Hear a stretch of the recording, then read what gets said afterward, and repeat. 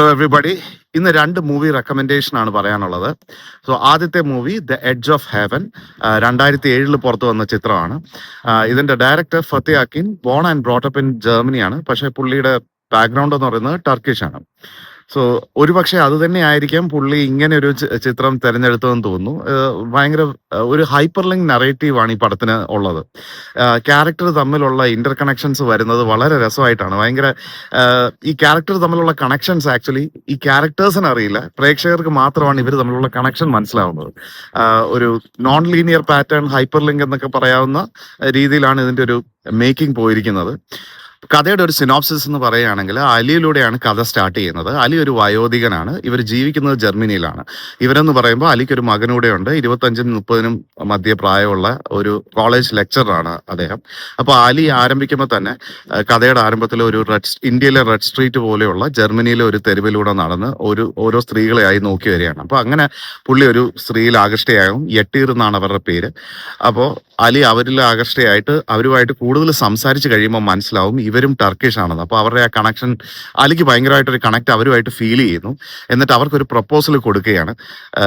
നീ ഇവിടെ സമ്പാദിക്കുന്ന അതേ കാശ് എനിക്ക് തരാൻ പറ്റും. എനിക്കിനി എന്തെങ്കിലും പ്രശ്നം വന്നു കഴിഞ്ഞാൽ എൻ്റെ മകൻ്റെ നിന്ന് കാശ് എടുത്തിട്ടാണെങ്കിലും നിനക്കത് തരാൻ പറ്റും. എനിക്കൊരു കമ്പാനിയനായിട്ട് എൻ്റെ കൂടെ നീ വേണം. അങ്ങനെ ഇവർ തമ്മിലുള്ള റിലേഷൻ വളരുകയാണ്. മീൻ ടൈം ഈ സ്ത്രീ ടർക്കിഷ് ആയതുകൊണ്ട് തന്നെ അതേ തെരുവിൽ സദാചാരവാദികളായ 2 ടർക്കി ആൾക്കാർ വന്നിട്ട് അവർ ഇവരോട് ചോദിക്കുന്നുണ്ട്, നിങ്ങൾ എങ്ങനെ ഈ പ്രൊഫഷൻ ചൂസ് ചെയ്യാമെന്ന്. അവർ ആ തെരുവിൽ എന്ത് വന്നു എന്നതിന് പ്രസക്തിയില്ല, പക്ഷെ നിങ്ങൾ എന്തുകൊണ്ട് ഈ പ്രൊഫഷൻ ചൂസ് ചെയ്യുന്നു. അപ്പോൾ സദാചാരം എല്ലായിടത്തും ഉള്ള ഒരു പ്രശ്നമാണ്. അതിൻ്റെ ഇൻറ്റൻസിറ്റി കൂടിയും കുറഞ്ഞും ഇരിക്കുമെന്ന് മാത്രമേ ഉള്ളൂ. അങ്ങനെ ഒരു പോയിന്റിൽ എത്തിയിരുന്നെന്ന് തോന്നും. അലിയുമായിട്ട് അലിയുടെ വീട്ടിലേക്ക് താമസിക്കുന്നതാണ് നല്ലത്, അതാണ് സേഫ്റ്റി എന്നുള്ള രീതിയിൽ അവർ മാറുന്നു. അവരുടെ കുടുംബമായിട്ട് വലിയൊരു ബോണ്ടാകുന്നു. ഇവർ തമ്മിൽ അലിയുടെ വീട്ടിന്റെ ബാക്ക് യാർഡിലിരുന്ന് അലിയുടെ മകൻ യട്ടീറുമായിട്ട് ഇരുന്ന് ഭക്ഷണം കഴിക്കുന്ന ഒരു സീനൊക്കെ ഉണ്ട്. വളരെ മനോഹരമായിട്ടാണ്. അവരുടെ ഒരു കൾച്ചറൽ ബാക്ക്ഗ്രൗണ്ടും ടർക്കിഷിന്റെ ബാക്ക്ഗ്രൗണ്ട് രീതികളൊക്കെ നമുക്കൊരു രസം തോന്നും. നമ്മുടെ നിന്ന് വളരെ വ്യത്യസ്തമാണ്. ഇത് തന്നെയാണ് ഈ സിനിമ റെക്കമെൻഡ് ചെയ്യാനുള്ളൊരു ക്യാച്ചും. നമ്മുടെ ഭാഷകൾ വിട്ട്, ഇന്ത്യ വിട്ട് മറ്റു ഭാഷകളിലെ ഒരു കൾച്ചറൽ രീതിയൊക്കെ കാണണമെങ്കിൽ അവർ റിയാക്ട് ചെയ്യുന്ന രീതി, അവരുടെ സ്നേഹപ്രകടനം, അവരുടെ ദേഷ്യം, നമ്മളിതൊക്കെ കുറച്ച് മീറ്ററുകൾ വ്യത്യാസമുണ്ട്. എല്ലാം സെയിം തന്നെയാണ് ആത്യന്തികമായിട്ട് പറയുകയാണെങ്കിൽ, പക്ഷെ കുറച്ച് മീറ്ററുകൾ വ്യത്യാസമുണ്ട്. ആ മീറ്ററുകളുടെ വ്യത്യാസം ഇതിനകത്ത് കാണാൻ ഭയങ്കര രസമാണ്. ഇങ്ങനെ ഈ കഥ വികസിച്ച് വരുമ്പോൾ ഇതിലൊരു ജർമ്മൻ ഫാമിലിയെ കാണിക്കുന്നുണ്ട്. ഒരു ജർമ്മനിയിലെ അമ്മയും മകളും. ആ ആക്ട്രസിന്റെ പേര് ഹന ഫഗുള്ള, അങ്ങനെയാണ് ഞാൻ ഗൂഗിൾ ചെയ്തപ്പോൾ. ഞാൻ പ്രൊനൗൺസ് ചെയ്യുന്ന കറക്റ്റ് ആയിരിക്കില്ല. Wonderful acting. അവരുടെ ഒരു രക്ഷയില്ല. അത്രയും ഇൻഡെപ്ത് ആയിട്ടാണ് അവരുടെ ഇമോഷൻസ് അവർ ക്യാരി ചെയ്യുന്നത്. അവർക്കൊരു ഹോപ്പ് ഉണ്ടാകുന്ന ഒരു സിറ്റുവേഷൻ ഉണ്ട്, ഒരു ട്രാജഡി ഉണ്ടാകുന്ന സിറ്റുവേഷൻ ഉണ്ട്. അതൊക്കെ അവർ ക്യാരി ചെയ്തിരിക്കുന്ന വിധം ഇസ് പെർഫെക്ഷൻ ആണ്. അത് ആ ക്യാരക്ടറാണ് ഈ കഥയിൽ, ഈ സിനിമയിൽ എനിക്ക് ഏറ്റവും ഇഷ്ടപ്പെട്ടത്. സോ തീർച്ചയായിട്ടും കണ്ടു നോക്കുക.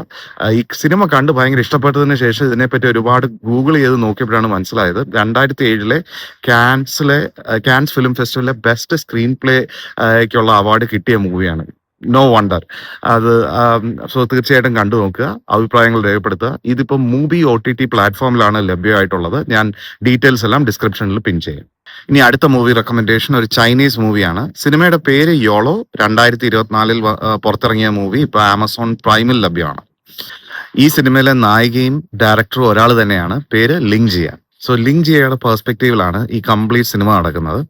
സോ കഥയുടെ ഒരു പശ്ചാത്തലം എന്ന് പറയുന്നത്, ലിങ് ജിയയുടെ അച്ഛനും അമ്മയും ഒരു ഗ്രോസറി സ്റ്റോർ നടത്തുന്നുണ്ട്. അതിൻ്റെ തൊട്ട് മുകളിലായിട്ട് തന്നെയാണ് ഇവർ താമസിക്കുന്നത്. അപ്പോൾ ഇവരുടെ കുടുംബം അടക്കം പറഞ്ഞാൽ അച്ഛൻ, അമ്മ, ലിങ് ജിയയുടെ എൽഡർ സിസ്റ്റർ, അവർക്കൊരു മകനും ഉണ്ട്. ഈ എൽഡർ സിസ്റ്റർ ഒരു ഡിവോഴ്സിന്റെ വക്കിലാണ്. അങ്ങനെ ഫാമിലിയിൽ കുറെ പ്രശ്നങ്ങൾ നടക്കുന്നുണ്ട്. ബട്ട് എൽഡർ സിസ്റ്റർ സ്റ്റിൽ അച്ഛനും അമ്മയും സപ്പോർട്ട് ചെയ്യുകയും ജോലി കാര്യങ്ങളൊക്കെ ചെയ്യുകയും അങ്ങനത്തെ പ്രവൃത്തികളൊക്കെ ലിങ് ജിയയുടെ എൽഡർ സിസ്റ്റർ ചെയ്യുന്നുണ്ട്. പക്ഷെ ലിങ് ജിയയുടെ ലൈഫ് സ്റ്റൈൽ കംപ്ലീറ്റ്ലി ഡിഫറെൻ്റ് ആണ്. ഭയങ്കരമായിട്ട് മദ്യപിക്കുക, ജങ്ക് ഫുഡ് കഴിക്കുക, ഓവർ വെയിറ്റ് ആണ്. അപ്പോൾ അങ്ങനെ ഒരു ശരീരവുമായിട്ട് ജീവിക്കുക, ഭയങ്കര അലസമായിട്ടുള്ളൊരു ജീവിതം. അച്ഛനും അമ്മയ്ക്കും ഭയങ്കര കൺസേൺ ഉണ്ട്. പക്ഷെ പുള്ളിക്കാരി ആ ലൈഫ് സ്റ്റൈലിൽ ചേഞ്ച് ചെയ്യാൻ ഒന്നും തന്നെ ചെയ്യുന്നില്ല. ഇതൊരു കോമഡി ഡ്രാമ വിഭാഗത്തിലാണ് വരുന്നതെങ്കിലും ഒരു എക്സ്റ്റെൻഡിനപ്പുറം ഇതൊരു മോട്ടിവേഷണൽ മൂവിയായിട്ട് തീർച്ചയായിട്ടും മാറുന്നുണ്ട്. എനിക്ക് അങ്ങനെയാണ് ഈ സിനിമ വർക്കായത്. അപ്പൊ നായികയുടെ ജീവിതം ഇങ്ങനെ സുഖലോലുപമായി പുള്ളിക്കാരി വിചാരിക്കുന്ന രീതിയിൽ പൊക്കോണ്ടിരിക്കുന്ന സമയത്താണ് ചുറ്റുപാടുമുള്ള എല്ലാ റിലേഷൻഷിപ്പിൽ നിന്നും ഒരുപാട് സെറ്റ് ബാക്സ് വരുന്നത്. അത് ഇച്ചിരി ടൂ മച്ച് ആയി പോയോ എന്നൊരു ചോദ്യം വരാം. ബട്ട് സ്റ്റിൽ അത് കാണുമ്പോൾ നമുക്ക് എനിക്കങ്ങനെ തോന്നില്ല. ഈ ഹോം സിനിമയൊക്കെ നമ്മൾ മലയാളത്തിൽ കണ്ടിട്ടില്ല. സോ അതുപോലത്തെ ഒരു ഫീലിംഗ് ആണ് ഈ ഒരു സംഭവത്തിൽ വരുന്നത്. അങ്ങനെ ഈ റിലേഷൻഷിപ്പിൽ നിന്നുണ്ടാവുന്ന ഇഷ്യൂസ് കാരണം വീട്ടിൽ നിന്നും മാറി വേറൊരു ജോലിക്കൊക്കെ ശ്രമിച്ച് അങ്ങനെ സ്വന്തം കാലിൽ ആദ്യമായിട്ട് നിൽക്കാൻ വേണ്ടി ശ്രമിക്കും. അപ്പോഴും അച്ഛൻ്റെ ഭാഗത്തു നിന്നൊരു സഹായമുണ്ട്. പുള്ളിക്കാരിക്ക് എങ്ങനെ ഒരു വീട് റെന്റിന് എടുക്കണം ഒന്നും അറിയില്ല. അങ്ങനെ നിൽക്കുന്ന സമയത്ത് അച്ഛൻ ഓൺലൈനിൽ കാശ് അയച്ചു കൊടുക്കുന്നുണ്ട്. അപ്പോൾ അത് വെച്ചിട്ട് വീടിൻ്റെ കാര്യങ്ങളൊക്കെ സെറ്റിൽ ചെയ്യുന്നു. പിന്നെ ഒരു ജോലിക്ക് വേണ്ടിയിട്ട് ഒരു ഹോട്ടലിൽ വെയിട്രസ് ആയിട്ട് കയറുന്നു. അവിടെ വെച്ച് വേറൊരാളെ പരിചയപ്പെടുന്നു. അവിടെ നിന്നാണ് ഈ കഥ ടേക്ക് ഓഫ് ചെയ്യുന്നത്. അതിനുശേഷം വീണ്ടും ചതികളും പ്രശ്നങ്ങളും ഒക്കെ ഒരുപാട് റിലേഷൻഷിപ്പിൽ വന്നു കഴിയുമ്പോൾ സ്വയം എടുക്കുന്ന ഒരു തീരുമാനമുണ്ട്. അത് ഒരു വണ്ടർഫുൾ ഡിസിഷനാണ്. അതിലാണ് ഈ സിനിമയുടെ ഹോൾ മേക്കിംഗ് ബ്രില്യൻസ് എന്ന് പറയുന്നത്. ഇതിന്റെ ഒരു എഡിറ്റ് പാറ്റേണോ അല്ലെങ്കിൽ ഒരു സ്ക്രീൻ പ്ലേയോ ആണ് ഇതിന്റെ സോൾ. കാരണം ഇതുപോലത്തെ ഒരുപാട് സ്റ്റോറീസ് നമ്മൾ കണ്ടിട്ടുണ്ട്. നായികയോ നായകനോ തിരിച്ചടികൾ കിട്ടി അവസാനം ഒരു കത്തിക്കേറലുണ്ട്. പക്ഷെ ഇതിൽ അത് ചെയ്തു വെച്ചിരിക്കുന്നത് ഈ സെറ്റ് ബാക്സ് ഒക്കെ വരുന്നത് എങ്ങനെയാണെന്ന് ടുവേർഡ്സ് ക്ലൈമാക്സിൽ ഇത് റിവീൽ ചെയ്യുന്ന ഒരു രീതിയുണ്ട്. അത് എക്സെപ്ഷണലാണ്. ഇതിന്റെ മേക്കിംഗ് ആണ് ഇതിന്റെ ഹോൾ ഇതിനെ സേവ് ചെയ്തിരിക്കുന്നതെന്ന് പറയാം. പിന്നെ ഒരു റിയൽ ലൈഫ് ട്രാൻസ്ഫോർമേഷൻ ഇതിനകത്ത് നടന്നിട്ടുണ്ട്. അത് നിങ്ങൾ കണ്ടു തന്നെ മനസ്സിലാക്കുക. So do watch this movie.